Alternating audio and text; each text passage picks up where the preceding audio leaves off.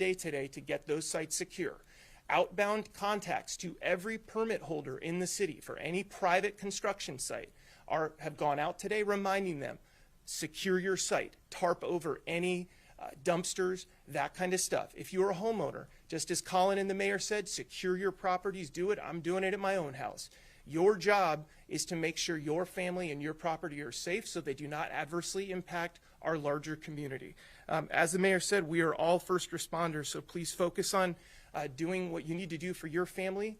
It'll help our community, and we'll do the rest for the government. Thank you, Mayor. Thank you, Colin. Thank you so much.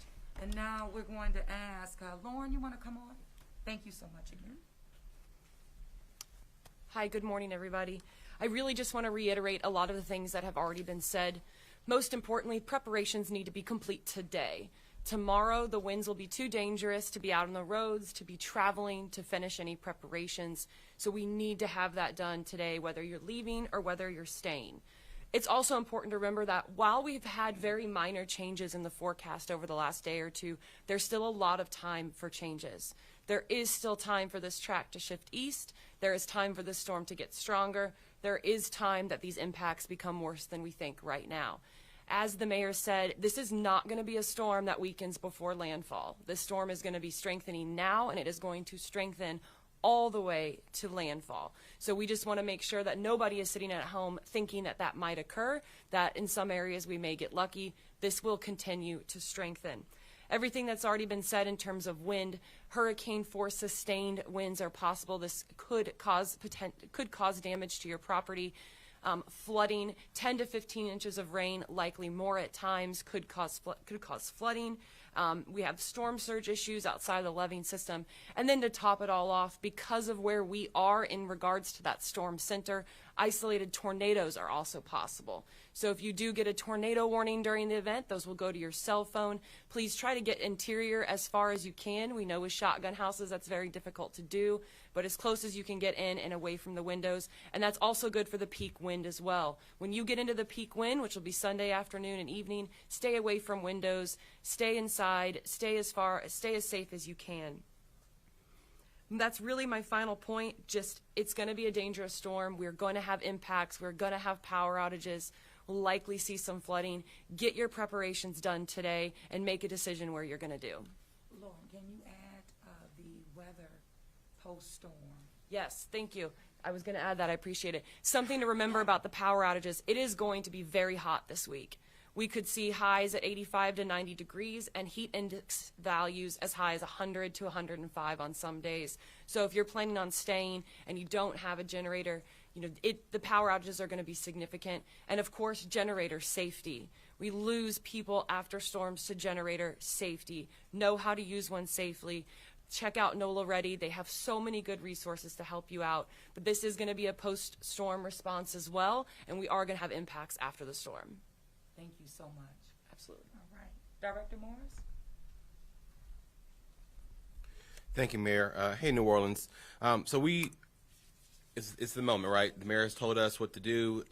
We're recommending that you voluntarily evacuate the city, but if you cannot, I want to level set some expectations for individuals that are choosing to stay in our city. 911 is for life-threatening emergencies only. All right. For those that stay, you can expect to hold. Our call takers will go to level 2 staffing tonight at 7 p.m. But there's 22 seats in the center to answer calls, and we will answer them as quickly as possible. So those of you that are calling 911, I had a lot of calls yesterday to 911 asking questions. Where can I get sandbags? Where's the evacuation routes? Please, please, please do not dial 911 with those types of questions. If you need 311, you can call 311, of course, 24 hours a day. Visit our website at noaa.gov/311. You can also text 311 by texting hello to 311-YES, and a call taker or our system will answer the question just as if you had spoken to someone on the phone. Also, the high winds, once they reach a certain threshold, we will have to halt public safety responses on certain types of calls. So, of course, once the winds become dangerous for our public safety units and vehicles and personnel to be on the ground, we will process your call through 911, but we will tell you at this moment we are unable to respond to the emergency. Of course, things are life-threatening. We try to get very creative. We look for moments of 10-minute time period where sustained winds drop below that level where we can quickly launch a team to manage the emergency as we reported. But we will be figuring this out as it goes along. So again, if you're going to stay in New Orleans, 911 is for life-threatening emergencies only, and when the winds are high, the response may be altered, delayed, or stopped. Finally, as the mayor mentioned, the SPCA has indicated that they have shifted to post-storm operations, so they are unable to take any surrendered pets. That also means if you call us for an animal-related complaint, if it's not life-threatening, then it will have to wait till post-storm operations. Of course, if there's an immediate threat to life safety, we will manage that accordingly. But I want to level set an expectation. If you call us about an abandoned dog, those types of calls may have to wait unless it's posing a threat to life safety. And finally, when the water does start to rain, we say this every time: turn around, don't drown. We have coordinated our technology partners to post some information on Streetwise, which you all know very well. You can see flooded streets there. You can see barricaded streets. You can now see road closures that are closed due to debris. So that information will be available live at streetwise.nola.gov. That's all I have. Thank you, Mayor. Thank you. Thank you so much, Director Morris. And finally, we're going to hear from Colonel Bailey of Louisiana National Guard. Thank you, Colonel. Thank you, Madam Mayor. I'm Colonel Bailey, Louisiana National Guard. The men and women of the Louisiana National Guard, your National Guard, are trained and ready to respond. We have 200 Guards members on the ground in New Orleans. Right now, it'll get to about 260 by close of business this evening by 5 p.m. Those assets include security, search and rescue assets, 8 high water vehicles, 6 boat teams. We have engineer assessment and work teams on call as well. In the immediate post-storm, they'll go out and begin to clear up and free rights of way to allow emergency services to function. We also have air assets on call if necessary to perform search and rescue. We're ready, we're here, we're going to protect what matters. Thank you, Madam Mayor. Thank you so much, Colonel. All right. So thank you all again, and we'll turn now to questions. Ms. Allison. Yes, ma'am. Madam Mayor, we've heard about the preparations, but what still concerns you in the face of what could be a devastating storm? So what concerns me? One is just the overall safety of our residents, those who are making preparations and have already started to leave the city, making sure that they get to their destination safely, that they render patience and real care and concern to those that are providing them the service at the time. I think this has reminded us again, even as we've gone through the impacts of COVID, is that our people on the front line are those that we just depend on to go. If you're going to the grocery, if you're going to the gas station, you know, it's demonstrating how we really do need one another. So I care about those who are providing that service. I care about their ability to take care of their families as they provide that service. And of course, residents who are moving, you know, evacuating. If I can follow up, we all know that there is an aged infrastructure system. Are you going to try to temper expectations if we get heavy rain? Well, I think that that's something that we've been doing for the past 3.5 years now under my administration, focusing heavily on infrastructure, and that's one of the reasons it's been such a top priority, giving the inadequate infrastructure that we've had to live with for generations. But when Ramsey went down the list of the impacts and the infrastructure improvements that we have made in a very short period of time, but at the same time being able to see the positive impacts of those improvements. So we see the work working to our benefit, but at the same time we understand there's a lot more that needs to get done. But when I think about where we are now and faced with a hurricane coming, I am very confident in our levee protection system. That is something that we really didn't have 16 years ago that we do have now. Anything to add on that, Ramsey? Colin? I'll add one thing Okay. there. Sabrina, I think it's a great question. You know, this is a different city than it was August 28th, 2005 in terms of infrastructure and safety. The HISDR system, which is the levee system, is an unprecedentedly powerful protection for this city.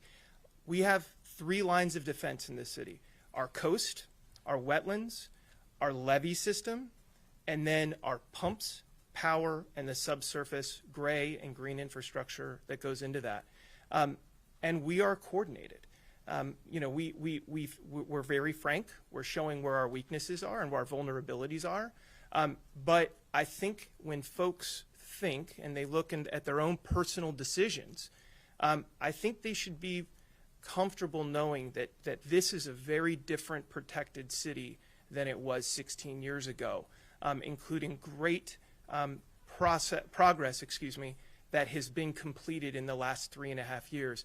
I mean, next hurricane season will be even more durable, with a more durable power array, delivering more durable power to the sewage and water board system. So I think from that perspective, we need to be comfortable. We need to know that we'll be in a much better place than we were 16 years ago. That said, if we have 10 to 20 inches of rain over an abbreviated period of time, we will see flooding. We don't know at this moment. We see 15 to 20 inches over 48 hours or less, and we can handle it depending on the event. Thanks, Mayor. David Hammer, Channel 4. I have a few specific issues I wanted to check on. One is on the point that Ramsey was just making. If you could explain a little bit more about the potential for overtopping of the levees on the West Bank and why that is a potential where it isn't on the East Bank. And then 2 other specific things. Homeless encampments under the bridges and the Duncan Plaza, there's a lot of tents and stuff that seem like they could be catch sale or whatever, you know, create a sale. And then the industrial canal barges, we've seen issues with that a while back, but want to know if that's been assured that they've all been secured and moored properly. Sure. What I'll do on the front end of that, David, I'll just touch on the homelessness encampments and the like. We have been in constant collaboration and cooperation with our homeless partners, Unity being one of them as our lead in the state of Louisiana. We have all of our shelters that can accommodate those who are on the street right now. We have done the thorough documentation, and the movement of these individuals is ongoing. So we feel very confident in our ability to have the capacity to accommodate our homeless individuals that are currently on the street. The good news there, David, is that we began to move our street homeless population on last week back into a hotel accommodation, something that we did when we were on the front of COVID-19. Now, this was also aligned with our response to COVID-19, being in the midst still of this pandemic. So the movement that happened starting last week was not for hurricane preparedness. It was because we have been working diligently to accommodate our residents that we know we still have on the street. However, because of the storm coming our way, we are accelerating those efforts with our shelters that we have in our city and our homeless providers that are connected with our regional partners, if that makes sense. What I will do now, I know you asked about the levees, particularly on the West Bank. I know we had the Corps, U.S. Army Corps of Engineers, with us on yesterday speaking to this. We talked about that, and so we'll provide you with additional information. It's pretty much the same. Let me help on that. Yeah. Yeah, David. So I got the question about the West Bank levee. Ask me the other one. Industrial canal. You got that? Okay, thanks, Colin. Corps came out last night, just to rehash.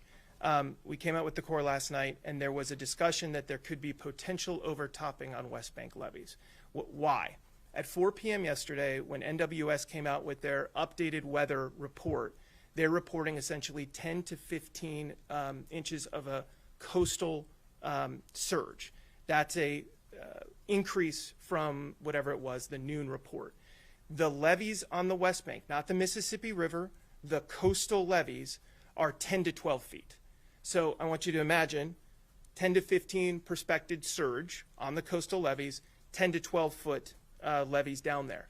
Overtopping is an incredibly different thing than a failure, anything like that. You have to remember, these levees are built armored, deep into the ground, safe. They are designed to protect us from most storms, and if a storm exceeds the design capacity of that levee, it is designed to withstand the amount of water and force of an overtopping event. So it would be a brief period of time with water going over the levee. And David, I think you're alluding to perhaps one of the barges during Hurricane Gustav. You may recall when Gustav occurred, there was splashing of water on the industrial canal over that. Imagine that. That is kind of what we're imagining, or higher. And Colin can take the port question as well. Sorry. Thank you, Ramsey. Colin? So as far as the barges, we were updated this morning. That's this entire area of the river and the industrial canal are part of a regulated navigation area by the captain of the port, United States Coast Guard Sector New Orleans. They have their plan in place right now. They're port condition, I believe, Yankee right now. That's kind of the process of getting everyone out. The only barges, ships, anything allowed to stay in this port after tonight are approved by the Coast Guard, both with engineering plans and maritime inspection done by the Coast Guard. That's also monitored, especially the industrial canals monitored by the Southeast Louisiana Flood Protection Authority East. They are also tracking this. So there shouldn't, anything left there is approved. Everything else should be out. I would also add that flood control structures such as the Lake-Borne Surge Barrier and even the West Closure Complex on the West Bank, which is a much higher trigger for operation, are both going to be closed tonight as well. That's going to really limit anything coming into the port's essentially going to be closed at some point tonight. So I hope that answers the question. Allison? Go ahead. Tim Craig with the Washington Post. Hi, Mayor. You talked about this not being a post-storm focus, post-storm. What about during the storm for people who may need either assistance or shelter? Are there any temporary shelters in the city for people who may encounter difficulties? And related to that, you called for a voluntary evacuation.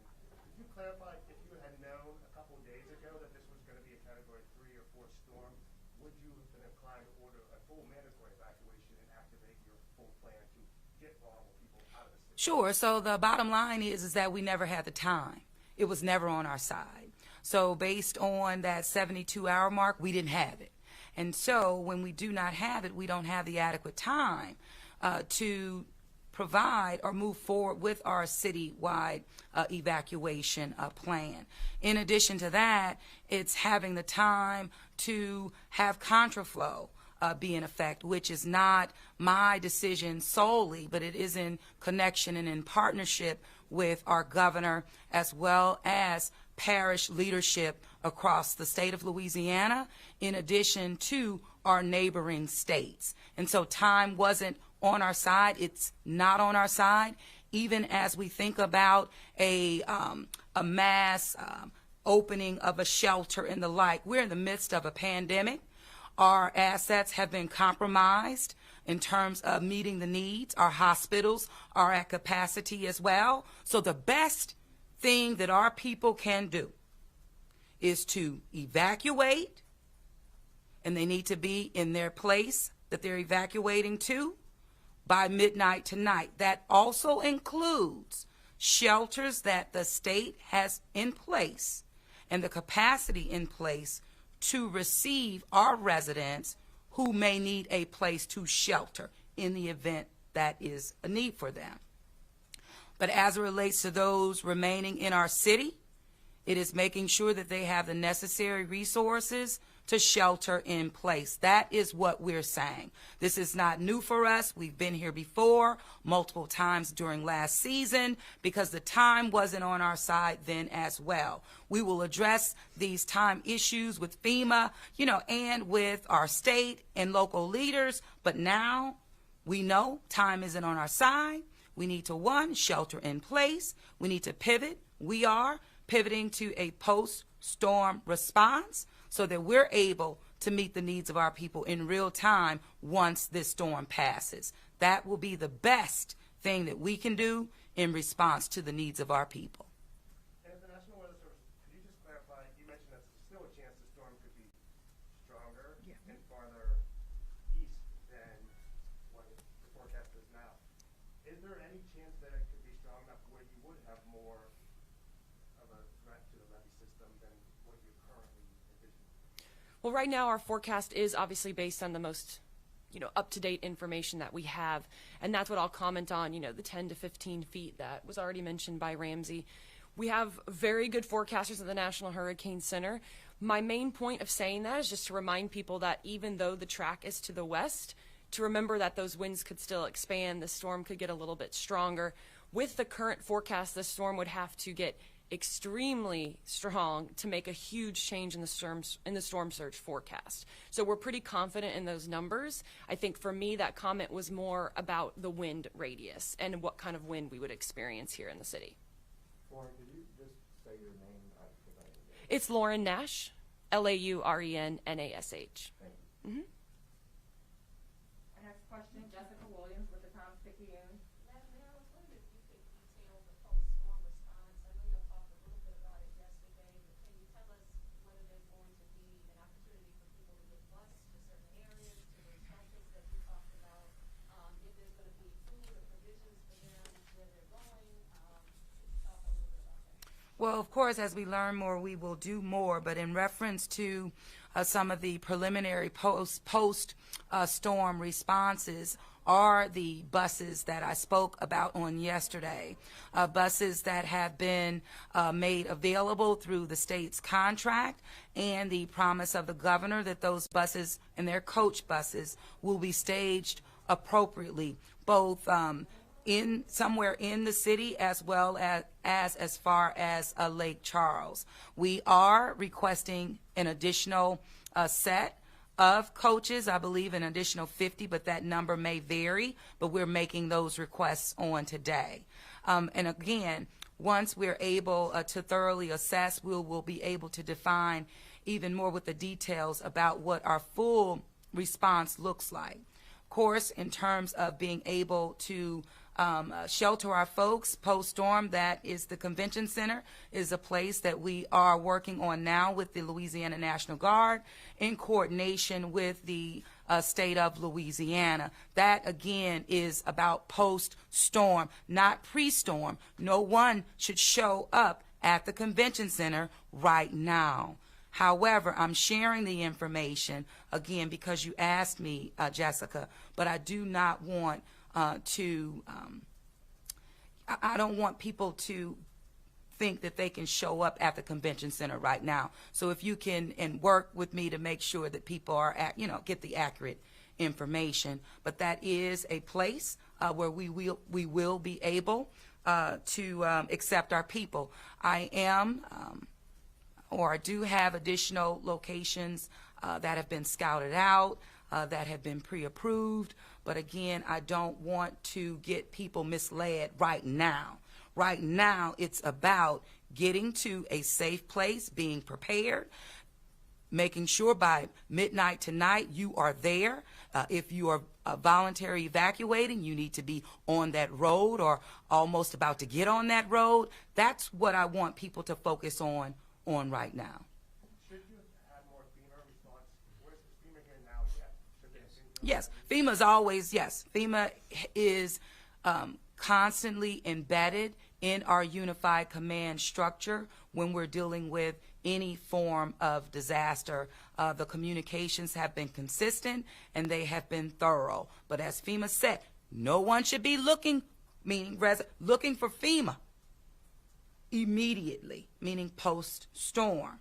The 72 hours, as Colin mentioned earlier, that will be on our residents as it relates to that type of relief from FEMA. It's very important not to get our people confused about these things. Anything you need to get me straight on? Come on. Hallmark of any good plan, an all hazards plan, is adaptability. So Jessica, imagine city assisted evacuation if we could have done it, if the timeline would have been there. utilizing transit to bring people to a location to move them out. Instead of doing it pre-storm, we're adapting and we're going to do it post-storm. We'll have food, we'll have water, we'll have those things necessary. However, you know, this is heavily reliant on what happens with the storm. It's heavily reliant on, you know, a lot of different variables, but it will be set up if necessary to move people out. And Madam Mayor mentioned the location potentially, but we could pivot and have to move to another location. It's just, it all depends on the situation on the ground, and that's these things with these hurricanes, everything's variable, you know. The only thing that's not variable right now is the timeline, essentially, and not by much.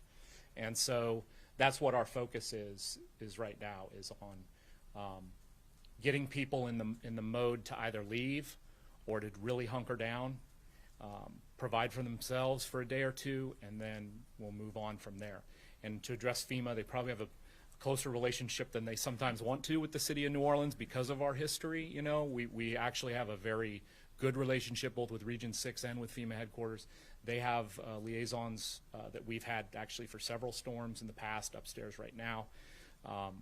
And it's a good relationship. I mean, they do what they can for us. And so. But I guess one question is if you have somebody who's living somewhere where they feel highly vulnerable to the storm, they feel like they could be in danger, should there be resources available for them to get out of the city safely now, like somebody who has a car and has the will and the money to do it? And could FEMA have been more helpful in doing that, even though we all know the span of the storm is relatively short? I don't know if that necessarily directly goes to FEMA, but what I can say is for this storm, at this point, sheltering in place is as an option for riding out this storm, and then we'll address what we have to deal with after that. Last question from Sylvia Gomez. Just a question, do we know, I know the time is of the essence, but do we know what time are we expecting landfall? And also, do we know if it's like a slow-moving storm, how long is the bad weather? Sure. You know, the reason we've been talking a lot about preparations today is that, as we know with hurricanes, wind speeds ramp up. So the peak wind speeds will be around landfall, which will be Sunday evening, late Sunday afternoon, early Sunday evening, but it will be dangerous before then on Sunday. In terms of timeline, it will, you know, it'll be probably a slower moving storm. It's going to take till early Monday morning to get those strong winds out of the area, which is also going to contribute to the really high rainfall rates that we're going to see. Fast moving. Telling you. Allison, we're good? Okay. Yes, true. All right, thank you all very much for your time, and we will continue to keep you updated as needed. And you are one of the most important resources to our residents at this time, and I'm talking about U.S. media, and we appreciate you. Thank you.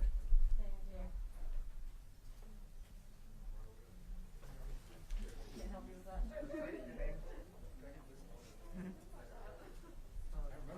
Yeah,